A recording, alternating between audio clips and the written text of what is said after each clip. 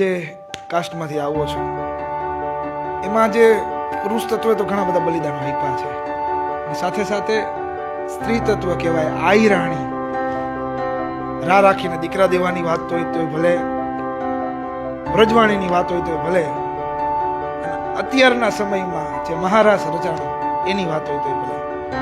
કારણ કે પુરુષ તત્વ જે કાંઈ બાર શક્તિથી ચાલે છે એની પાછળનું કારણ એક આ ઓઢણું મોટી અને બેઠેલું શ્રી રત્ન છે. તો કેવા કેવા ઇતિહાસો, કેવું કેવું સાચવેલું છે આ દેશની સ્ત્રી રત્ન. જી જી ભાઈ, પેલા તો આહિર સમાજમાંથી હું આવું છું. હું 24 કલાક નશો લઈને ફરું છું આહિરનો, અને સ્વાભાવિક છે મને લોહીમાં વણાઈને આવ્યું છે. હું આહિર છું એટલું મને છે, અને હું ઈ છું એટલે સામેવાળા મારી પર ભરોસો છે. એ ખોટું નહીં કરે મારી યાર. આહિર છે એ ખોટું નહીં કરે. આહિર એક પરંપરા છે આ ધરતી પર.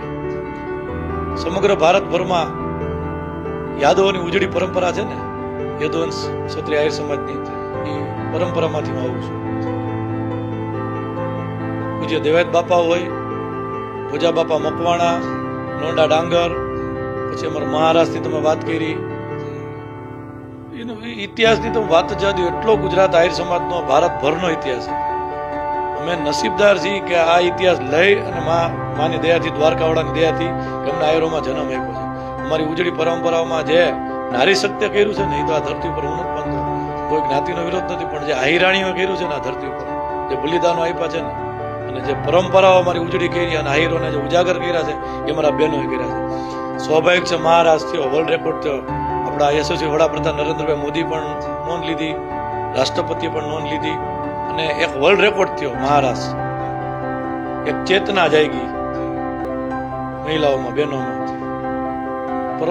પરમાત્મા દ્વારકાધીશ કયા સ્વરૂપમાં આવ્યા હોય કોઈને ખબર નથી, પણ દ્વારકા ખાતે એ જે કાર્યક્રમ અમે નિહાળ્યો, જે બહેનો રાસ લેતા હતા, એ ગરબા નહોતા, મહારાસ હતો.